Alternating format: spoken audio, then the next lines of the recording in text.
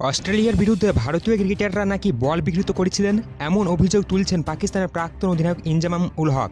অস্ট্রেলিয়াকে 24 রানে হারায় ভারত। সেন্ট লুসিয়ার মাঠে সেই জয়ের পরেই সেমিফাইনালে জায়গা হয় রোহিত শর্মাদের।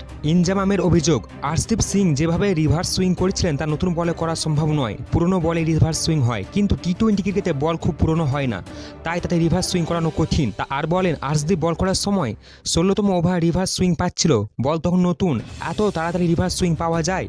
12-13 ওভার থেকে বল রিভার্স সুইং করেছিল। আম্পায়ারদের চোখ খুলে রাখা উচিত। অস্ট্রেলিয়ার বিরুদ্ধে 205 রান তোলে রোহিত শর্মার দল। অধিনায়ক নিজে 92 রান করেন, সূর্যকুমার যাদব দ্রুত 31 রান করেন, হার্দিক পান্ডিয়া অপরাজিত থাকেন 27 রানে।